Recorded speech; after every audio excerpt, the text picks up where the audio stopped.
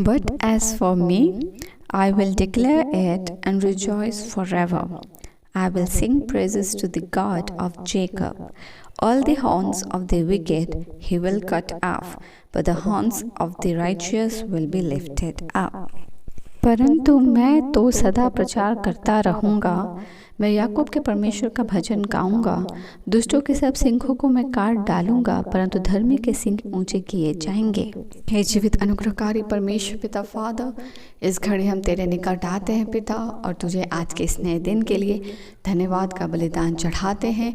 तो हमारा जीवित परमेश्वर है, तो हमें संभालने, हमें तृप्त और हमें आशीषित करने वाला परमेश्वर है। हम रातों के बेला में सुरक्षित रहे पिता, और नए दिन के साथ आशीषित ठहरते हैं। हम तुझे धन्यवाद देते हैं। जीवित परमेश्वर हो जाने को पाए कि हमारा जीवन तेरे लिए ग्रहण योग्य हो। हम प्रार्थना करते हैं पिता कि हमारे जीवन में, हमारे विवेक में तेरा दखल हो। जिस तरह वचन बतलाता है मेरे परमेश्वर कि जो तेरे धर्मी हैं, जो तेरे डरवैये हैं, जो तेरी धार्मिकता में, जो आज्ञाकारिता में आगे बढ़ते हैं, उनके बारे में तो कहता है पिता परमेश्वर कि वो तेरे फेवर को पाएंगे, वो तेरे अनुग्रह को पाएंगे, वो उठाए जाएंगे।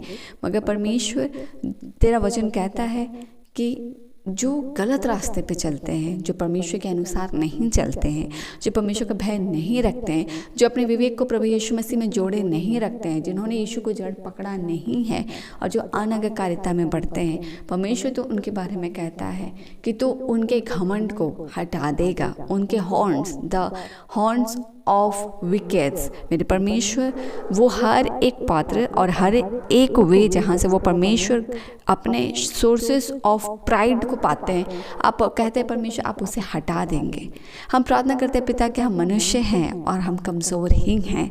हम प्रार्थना करते हैं कि हमारे जीवन में, हमारे हर एक पात्र में, हर एक कनेक्शन में, हमारे सोशल बिहेवियर में, हमारे परमेश्वर स्पिरिचुअल बिहेवियर में आपका दखल हो, ताकि हम परमेश्वर उस ट्रांसफॉर्मेशन इन क्राइस्ट इमेज में बदले जिसकी इमेज के बारे में बाइबल हमें बतलाती है, ताकि हम तेरे ग्रेट फेवर को पाएं पिता, कि हम हर दिन तेरे ग्रेट फेवर की स्तुति और प्रशंसा करें और हम तुझसे अलग कहीं और नहीं बन तुझ में ही पाए जाए। क्योंकि वचन ये भी बतलाती है पिता कि तुझसे अलग और कुछ भी नहीं है। मैं कहाँ जाऊँगा जहाँ तू नहीं है।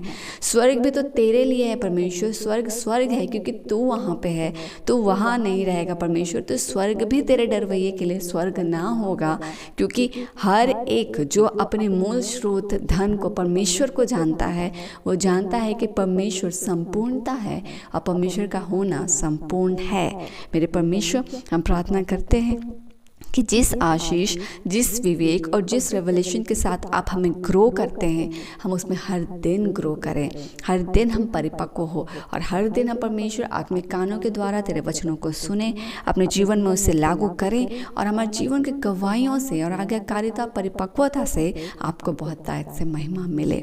हम स्तुति प्रशंसा का भेंट चढ़ाते हैं, आपको धन्य कहते हैं, सभी प्रार्थनाओं को वेदी में समर्पित करते हैं और इन सभी प्रार्थनाओं को मांगते हैं पिता, अनुग्रह सुने, स्वराज में ग्रहण कीजिए, यीशु के नाम से, आमीन।